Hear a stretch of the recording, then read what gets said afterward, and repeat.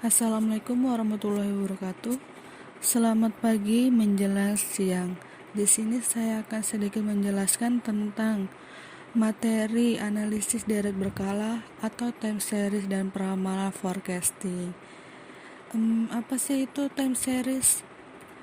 Time series itu merupakan suatu metode analisis yang ditunjukkan untuk melakukan suatu estimasi atau peramalan pada masa yang akan datang, dan data-data yang dikumpulkan secara periodik berdasarkan urutan waktu, bisa dalam jam, hari, minggu, bulan, kuartil, dan tahun bisa dilakukannya analisis. Ada 3 komponen dari berkala, yaitu pertama tren sekuler, kedua variasi musiman, variasi sikli.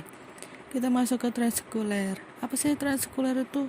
Dialah merupakan gerakan grafik yang berjangka panjang, lambat, dan berkecenderungan menuju ke suatu arah, menarik atau menurun. Tren sekuler umumnya meliputi gerakan yang lamanya sekitar 10 tahun atau lebih. Slide selanjutnya itu kita dapat melihat kurva time series tipe tren sekuler pada slide tersebut. Variasi musiman ialah salah satu komponen yang mempengaruhi data time series. Gerakan musiman, seasonal movement, merupakan gerakan yang teratur, artinya naik turunnya terjadi pada waktu-waktu yang sama. Variasi musiman sebagai berikut ada 2, yaitu harga beras akan turun pada musim panen padi. Penjualan buku akan meningkat pada awal sekolah. Slide berikutnya kurva time series tipe variasi musiman dapat dilihat pada slide tersebut. Kita lanjut ke variasi sikli. Ialah merupakan gerakan kurva sikli dan menurun secara siklis sekitar tren statistik atau kondisi normal yang biasanya terdapat pada grafik di dunia perdagangan, industri, dan keuangan disebut dengan kurva variasi sikli. Gerak sikli yang sempurna pada umumnya meliputi fase-fase pemulihan kemakmuran. Kita dapat melihat kurva time series tipe variasi sikli.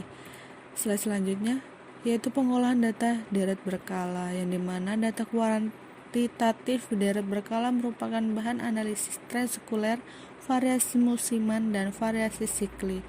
Dalam pengolahannya, pemakaian data wajib memperhatikan beberapa masalah tentang variasi penanggalan, perubahan harga, perubahan penduduk, dan perbandingan data.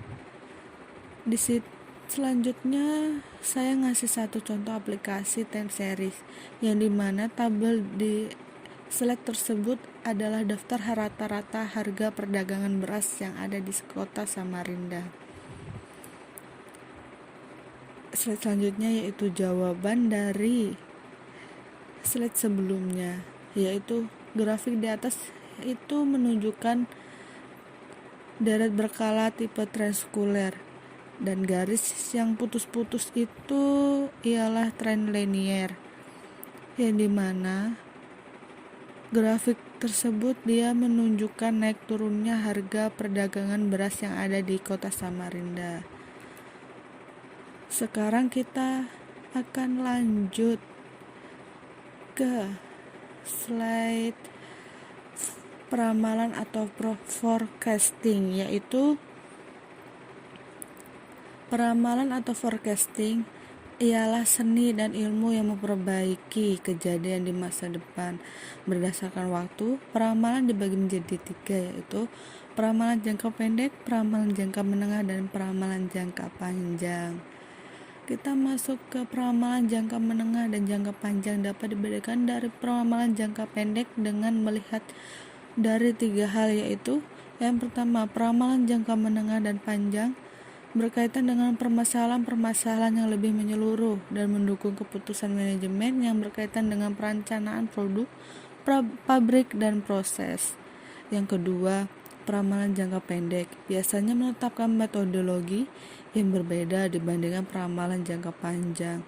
Yang terakhir, peramalan jangka pendek dia cenderung lebih tepat dibandingkan peramalan jangka panjang. Faktor-faktor yang mempengaruhi perubahan pemerintah berubah setiap hari. Dengan demikian, semakin panjang horizon waktu keterapan permasalahan seseorang semakin berkurang. yaitu slide selanjutnya jenis-jenis peramalan atau forecasting. Berbagai organisasi menggunakan 3 jenis peramalan yang utama dalam perencanaan operasi di masa depan. Yang pertama, peramalan ekonomi.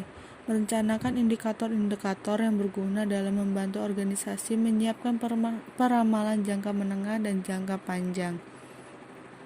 Kedua, peramalan teknologi. Peramalan jangka panjang sangat memperhatikan laju perkembangan teknologinya. Yang terakhir, peramalan pemerintah. Proyeksi suatu penjualan perusahaan yang berlaku pada setiap periode perencanaan horizon. Selanjutnya, langkah-langkah sistem peramalan itu ada 7 dasar sistemnya.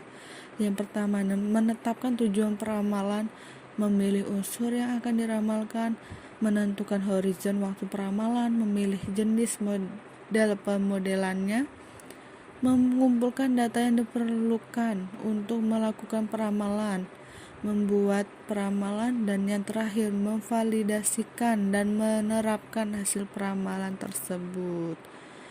Slide selanjutnya yaitu pendekatan dalam peramalan. Terdapat 2 pendekatan umum untuk peramalan, yaitu peramalan kuantitatif. Peramalan menggunakan model matematis yang beragam dengan data masa lalu yang variabel sebab akibat untuk peramalan pemerintah. Yang kedua, peramalan kualitatif atau subjektif. Peramalan yang menggabungkan faktor-faktor yang intuisi, emosi, pengamalan pribadi, dan sistem nilai pengambilan keputusan yang normatif. Ada 4 teknik kualitatifnya. Yang pertama, juri dari opini eksekutif, metode Delphi, komposit tenaga penjualan, dan survei pasar konsumen. Ada 5 metode peramalan yang untuk kuantitatif.